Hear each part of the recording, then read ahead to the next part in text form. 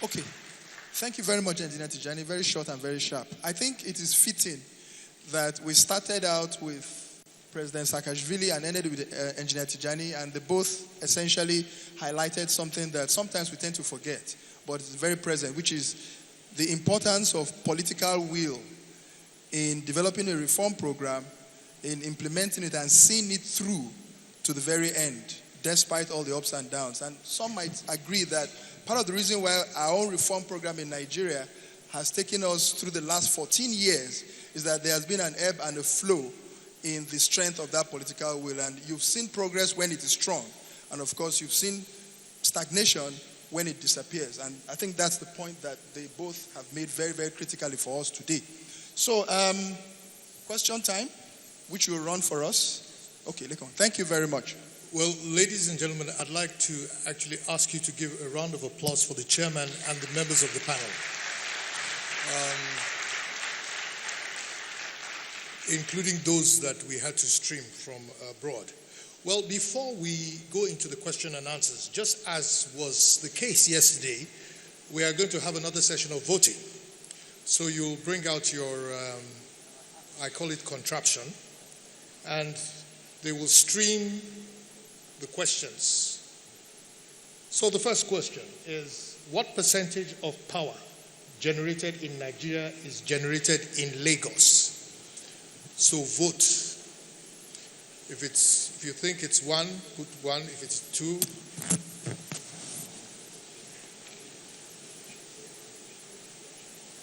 and we're going to have the results of our voting.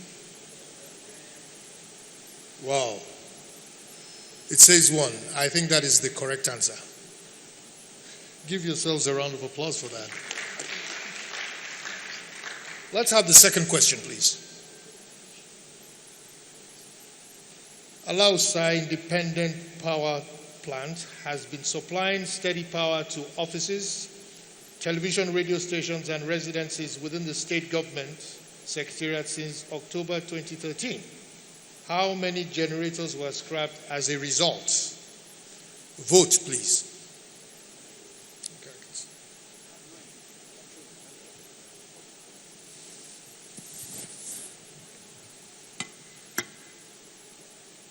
And the answers, or the results of our voting? 120, that's a correct answer. We need to clap for ourselves. The third question, please.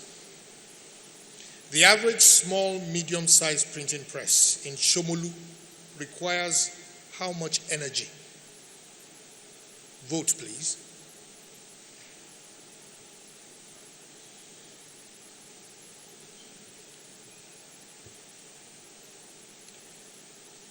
And the answer?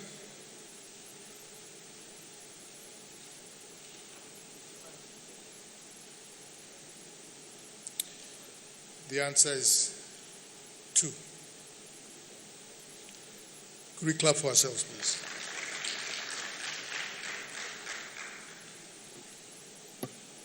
Now we're going to go for questions, which will be streamed online. Let's see.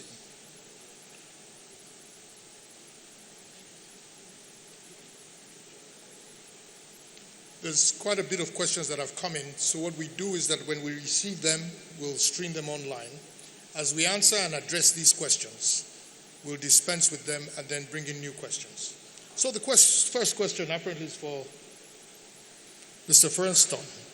What kind of support is the World Bank offering Nigeria's privatized power sector? Yes, please. Yes, please. Thank you for that. To be very short, we offer 2 types of support. Direct investment funding, primarily for the transmission company of Nigeria. We have an ongoing portfolio of roughly 200 million under implementation now. Those would be bricks and mortar investments such as substations, capacity improvements, transformers, etc. We have also in the past funded metering when the distribution companies were in public hands.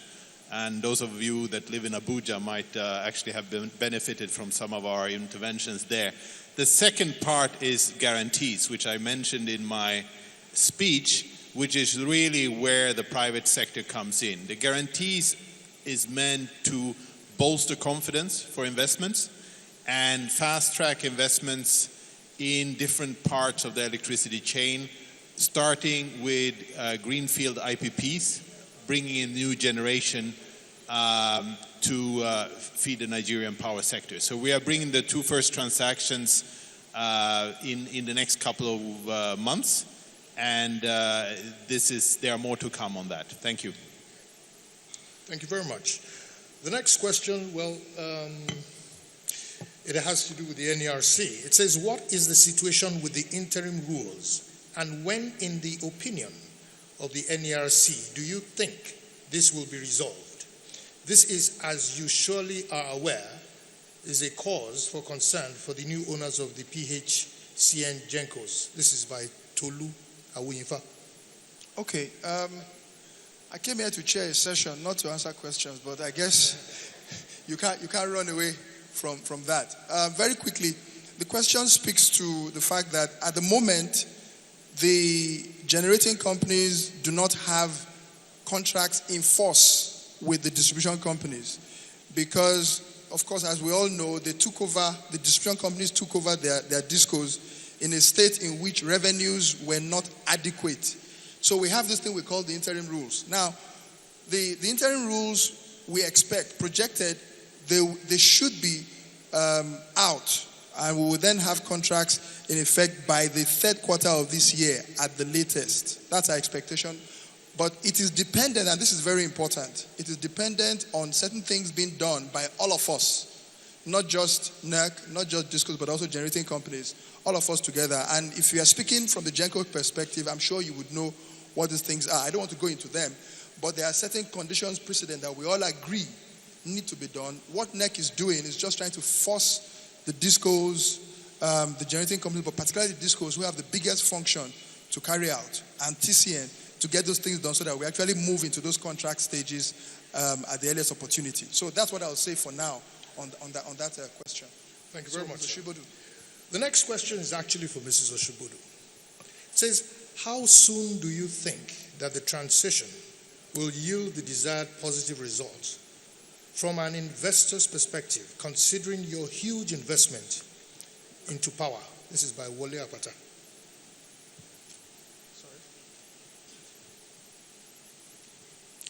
I think generally all investors in the power sector expect that returns will not be a short-term process. Typically, we all expect major investments to take place within the first 5 years, and then you start seeing the returns. So I mean, talking for our own disco, I don't expect anything in any significant way before 4 to 5 years. But there are many things that needs to be done up front to make those a reality. For most places, the least you will expect is after 3 years, basically in terms of from an investor perspective. But we all expect to invest first and then expect returns later. And investments are largely capital investments. And to make those capital investments, the structure must be viable because those capital investments come in two forms. Facilities or loans from financial partners and your own generated investment. For both, you expect to be able to have a structure that makes sure that there's a balance in a way that the consumers or customers pay for the electricity. Right now, for the whole sector, you have anything between 40 and 60% leakage. That is losses in that sector. So if there is no restructuring, those investments won't come in. If they don't come in, then the horizon is longer. And those are part of the structural things that are being addressed upfront now, so as to make sure that those realities come in. Maybe I should also use this opportunity to highlight that for a lot of us, here in the crowd and including myself, we do not realize that we are also part of the leakages. A lot of us, for lack of better word, either steal or divert power without realizing we are doing so. And there are many leakages within the system.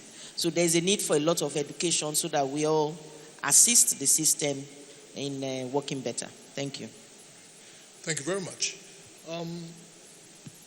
I would like to take the question below first, and then we go to the top line question. It says, President of Georgia spoke to transparency of government and evidence-based results. Can our government speak to the transparency initiatives and also to stakeholders' communications mentioned by Mrs. Oshibodu? The general public, perhaps the most important stakeholder and the chief customer, is desperate for power and will better appreciate the privatization efforts if we are more knowledgeable about the steps and realistic achievable milestones. So this one, I'm not sure whether the Honorable Commissioner too will want to comment on this. It talks about the transparency in the process. The transparency in the process that people... Let me say something about the process, because NAC was involved in the process of privatization. I would say, in all honesty, and I suspect without too much contradiction, that the process of this power sector privatization was probably as transparent as you could possibly want it to be. Very clear rules, openly set out. A lot of the process were actually televised, and we saw the outcomes. Let me also say with some, necessarily honesty also, is that those of us on this side working in the public sector are sometimes faced by, I would also say, a justifiable skepticism about government and its intentions. I was just saying that to Comrade Aremu. And we suffer from a deficit of trust on the public sector side. And we suffer that. Even though we are constantly communicating, people don't hear the communication because it is government communicating. And so you take what you hear with a pinch of salt. I think we've suffered that quite a bit. But it doesn't change the fact that we'll continue to communicate and probably try to do that better. So from that point of view, I agree with what President Saakashvili did say. Transparency is critical. Political will is very, very important. Also, communication is equally important. But now that you have the new owners coming in, it's very clear that a lot of that communication, stakeholder engagement, is now also rested fully on their shoulders. So, well, maybe I would say significantly on their shoulders. And because of you can only do so many things at the same time. You often have a challenge between dealing with the issues on the ground, engineering issues, customer care issues, and then communicating what you're doing. And often, particularly when you have companies run by engineers, which is what you have in distribution companies and generating companies, Ms. Oshibodu is an exception, I can assure you. She's a big exception. She's not the norm. When you have those kind of companies, engineers don't bother about those so-called soft issues like communication, like regulation, like regulatory issues. They worry more about getting things right. Where are the machines? Where are the wires? Where are the powers? Where are the towers? Get them done and deliver the service.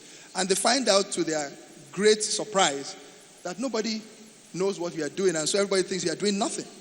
So we are learning. We are learning quite a bit about communication and being transparent. But I would say, really, that this power sector reform has been one that has been quite transparent in its rules, in its processes, and in its outcomes. And hopefully we'll get the benefit of that.